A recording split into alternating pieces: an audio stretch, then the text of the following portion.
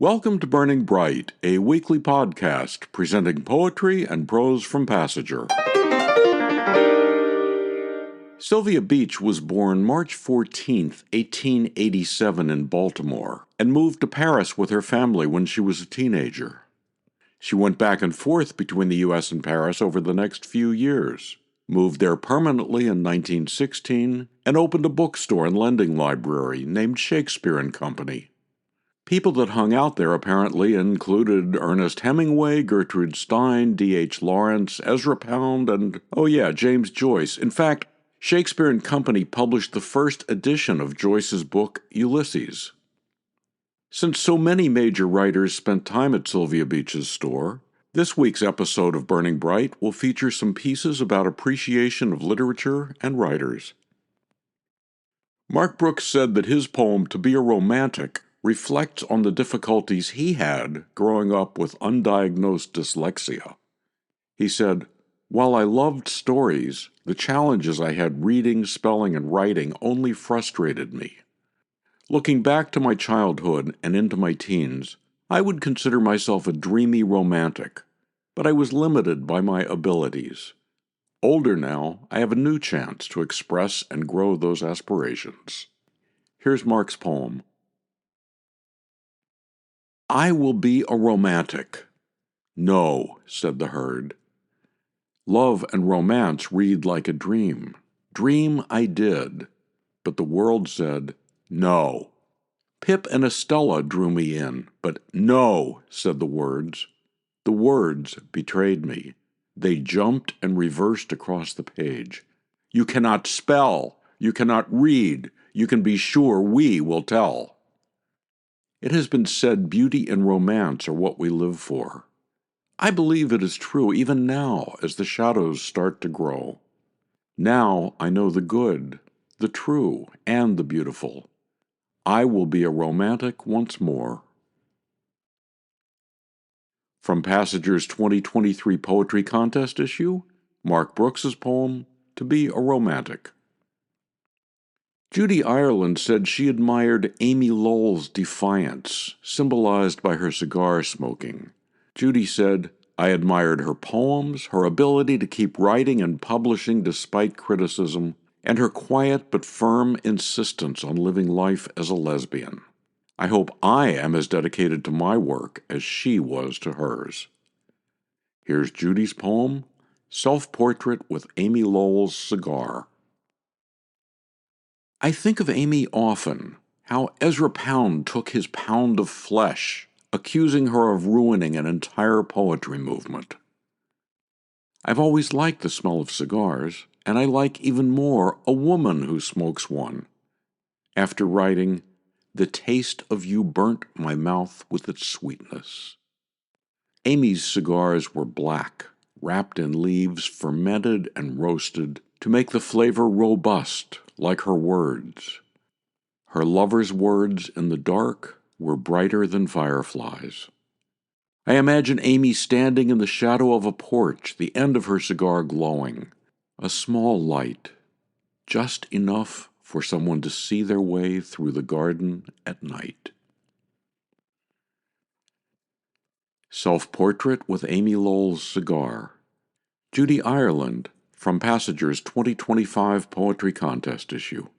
And from the same issue, On the Way to Flannery O'Connor's Final Home by Florence Weinberger. I stopped first at her Savannah birthplace, where a docent, slick with anecdote, showed me the toilet and tub she filled with flowers, a notion odd enough to scare off her childhood friends.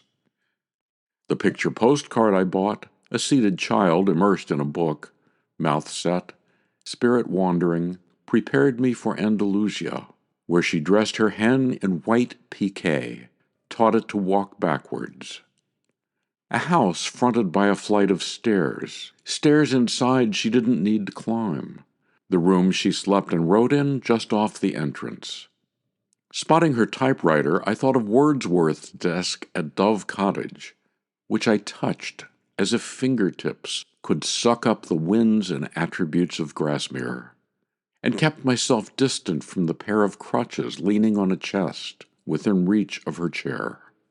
They chilled me more than the wild miscalculations her characters made, violent trajectories of lives she would not let them escape. Florence Weinberger, On the Way to Flannery O'Connor's Final Home. Finally, from Passager's 2016 Poetry Contest issue, Reading Dante, Bonnie Naradzay. Unable to discern my way through the darkling woods, how do you even know you're lost? Lured by ancient travelers, I'm reading the Inferno, imagining Virgil at my side. I knit my brows the way old tailors do when bending over threaded needles in the gloom, and read this marked-up copy, my daughter's text from high school days, gleaning what she underlined. I find her penciled comment, "The journey's universal." Later she writes, "What you don't see is often more important than what you see." And then I see Ulysses in the flames, and read where Virgil intercedes, telling Dante not to speak, since Homer's Odysseus speaks classical Greek. Why does his restless search enthrall me so? Ovid, himself an exile, seized on what Tiresias foretold, while Dante continued the story where Ovid ceased, after Ulysses set out to sea. Who guides a pilgrim to the good, and what's the way to virtue and wisdom? Ulysses heads for the sun as it sinks in the west. I still mourn his ending. In Auschwitz, Primo Levi speaks to his friend Piquito about the Inferno and struggles to recall the lines he learned in school, Ulysses' finest speech, when the aging king exhorts his men to take the oars again. "Listen," says Levi, in a terrible hurry to deliver the soup, cabbage, and turnips that day. Feeling the sea close over his head, Levi reaches the pillars of wisdom and quotes, "For you were not formed to live the life of brutes." Reading Dante, Bonnie Naradzay.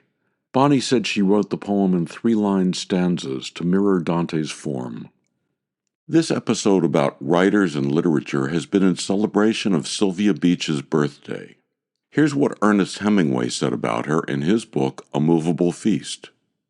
She had a lively, sharply sculptured face, brown eyes that were as alive as a small animal's and as gay as a young girl's, and wavy brown hair that was brushed back from her fine forehead and cut thick below her ears at the line of the collar of the brown velvet jacket she wore. She had pretty legs, and she was kind, cheerful, and interested, and loved to make jokes and gossip. No one that I ever knew was nicer to me. To subscribe to, donate to, or learn more about Passager and its commitment to older writers, visit PassagerBooks.com.